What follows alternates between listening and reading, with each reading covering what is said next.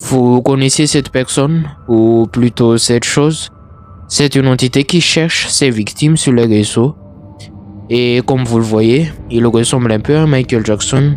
Vous saviez, ce chanteur célèbre en Amérique qui fait ça? Retenez bien ce son car ça va être utile plus tard. Et si vous avez le malheur de le croiser, c'est fini.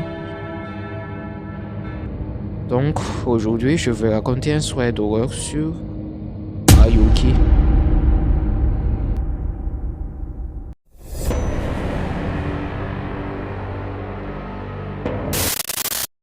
C'était une nuit banale. Enfin, ça aurait dû l'être. Maxime, 22 ans, passait ses soirées comme beaucoup de jeunes, connectés à des réseaux sociaux, scrollant machinalement son fil d'actualité. Les vidéos défilaient, les mèmes, les publications d'amis, jusqu'à ce qu'un post attire son attention. Ce n'était pas une simple vidéo, elle était floue, sombre, et le titre, qui disait « Ne regarde pas après minuit ». Il cliqua, la vidéo commença par un écran noir, puis un ruissellement, un souffle étrange, on aurait dit une respiration irrégulière, presque allaitante. Soudain, une voix aiguë, déformée, lança.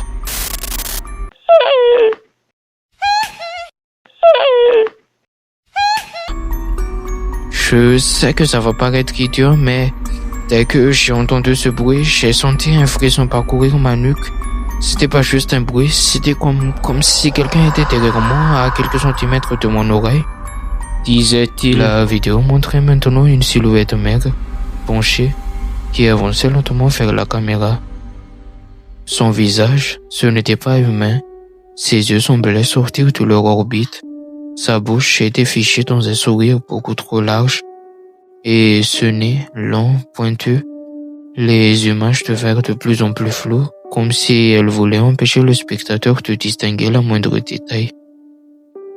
Mais le plus perturbant, c'était que la silhouette semblait se rapprocher hors de l'écran, comme si elle allait surgir à travers la caméra. Puis la vidéo s'arrêta net.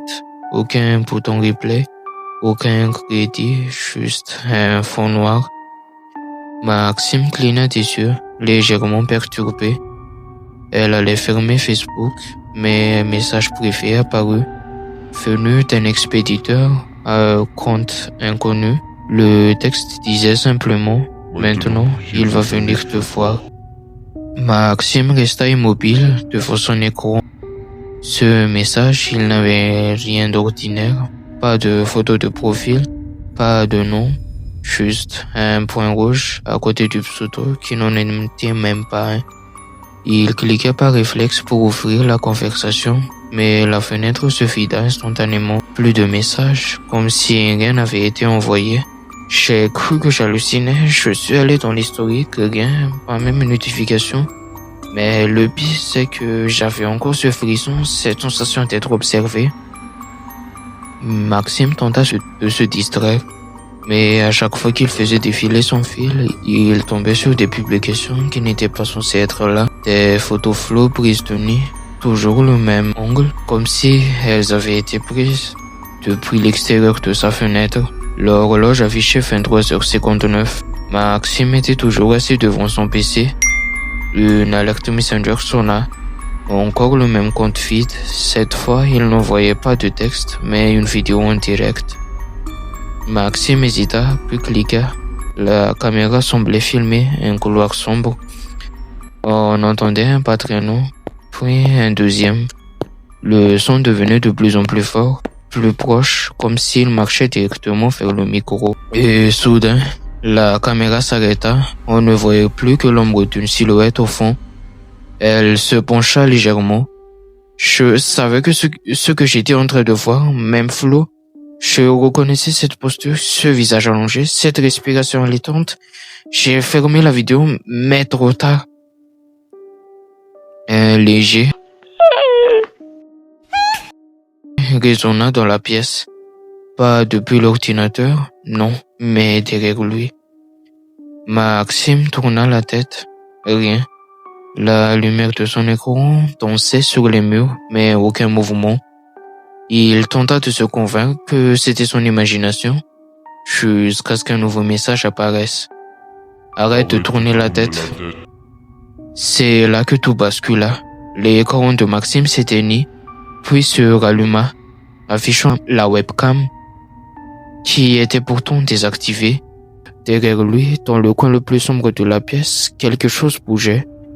J'ai pas réfléchi, j'ai fermé l'ordinateur, pris mes clés, je me suis sorti de l'appartement. Mais dans le couloir, j'ai entendu des pas lents, l'un après l'autre, et cette voix, cette putain de voix qui chuchotait mon prénom. Maxime pensait fuir, mais peu importe où il allait, son téléphone vibrait sans cesse. Facebook, Messenger, notifications anonymes, et chaque photo envoyée maintenant montrait exactement l'endroit où il se trouvait. Il me traquait à travers mon écran. C'était comme si chaque appareil, chaque caméra, chaque connexion devenait ses yeux. Une dernière notification venue par Ayuki, en arrière-plan, on voyait un appartement qui est celui de Maxime. Dans la pénombre, la silhouette se redressa. J'ai senti une main glaciale se poser sur mon épaule et tout est devenu noir.